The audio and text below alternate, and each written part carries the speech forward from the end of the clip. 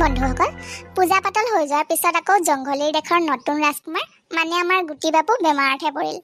বনৰীয়া ফল মূল আৰু ভোকত অতিৰিক্ত ভোজন কৰাই কাল হ'ল, পেটে নমনা হ'ল।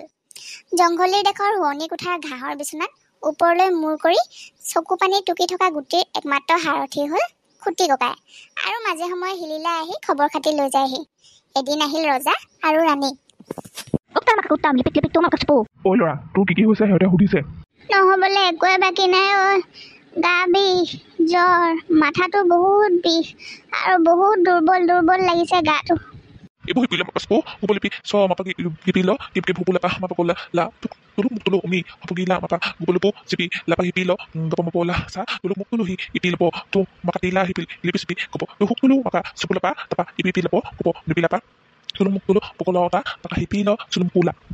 ইমানকে কলি যে কি কলি নহয়? জ্বৰ আৰু দুৰ্বল বুলি কৈছো, আৰু জলদি ভাল হবি বুলি কৈছো। নহ'লে ইহঁতক বিষ হোৱা বুলি নকবি কেতিয়াও জীৱনত। সাপৰ বংশ বুলি কৈ কাটি পানীত উটুৱাই দিব বাপেকে। ইহঁতে সাপক বহুত ভয় কৰে।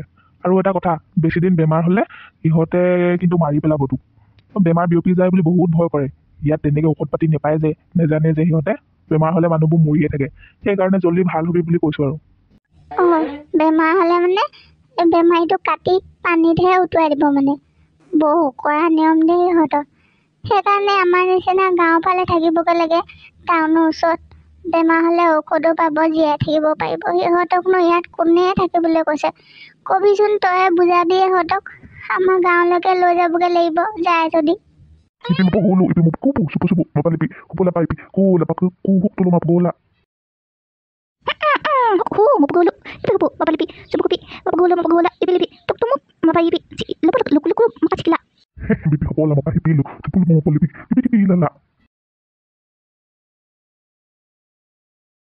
সিহঁতৰ কথাবোৰ শুনি শুনি মোৰ বেছিকেহে বেমাৰ বাঢ়ি যোৱা কথা লাগিছে।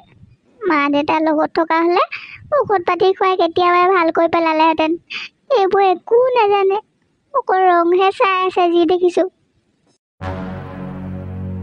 যিমান পাৰ সোনকালে ব'লৈ, বতৰে বৰ বেয়া ৰূপ লৈছে।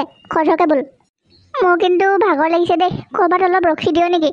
বতৰটো কেনেকুৱা কৰিছে, গোটেই বিজুলী ঢেৰেকনি মাৰিছে, গাতে পৰি দিব যেন লাগিছে। গছলতে ৰখি দিওঁ নহ'লে, ব'ল অকণমান। ৰাস্তাটো চিনিব পৰা হৈ থাকোঁতে এইখিনি পাৰ হ'ব লাগিবই, নহ'লে মহা বিপদ হ'ব। ভাগৰকো ভাগৰ নুবুলি আগবাঢ়। নাপৰিলোঁ, ধৰ। কেনেকৈ পৰিলি হয়? লাহেকৈ উঠ, হাতখনতে ধৰি। লাহে চাবি, দুখ পাবি। বিষাইছে। সৰু ভৰিখন ভাঙিলে যেন লাগিছে।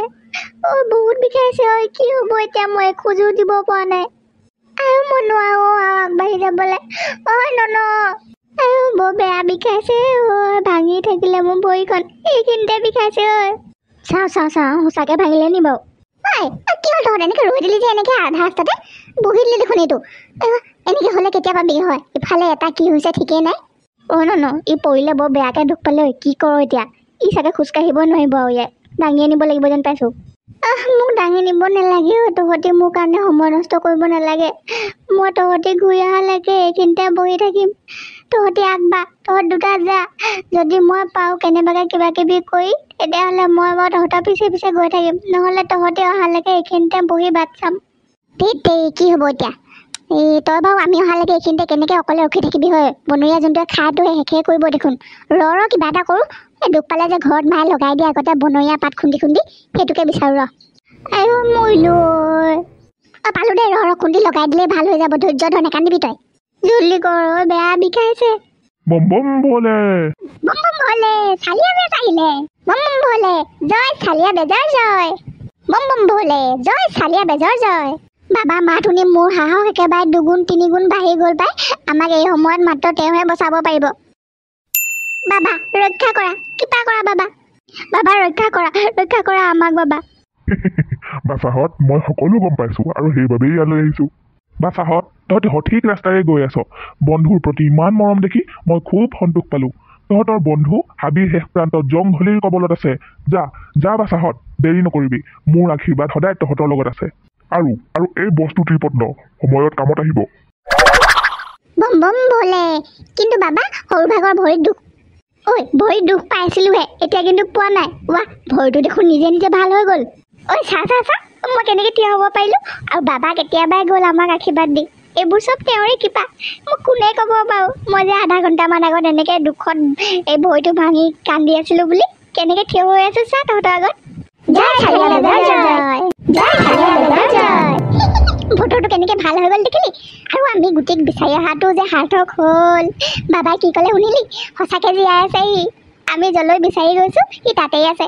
এতিয়া আৰু আমি ৰৈ থকাৰ কোনো কাৰণ নাই। ঐ পগলাকেইটা বেগাই ব'ল, গুটি পগলাক লৈ আনোগৈ। ঘৰলৈ আনি তাক এনেকৈ দিম নহয়, সি আমাক এৰি যাব ওলাইছিলে। ব'ল ব'ল বেগাই ব'ল। ব'ল ব'ল ব'ল। লাহে লাহে যা, তয়ো পৰিবি।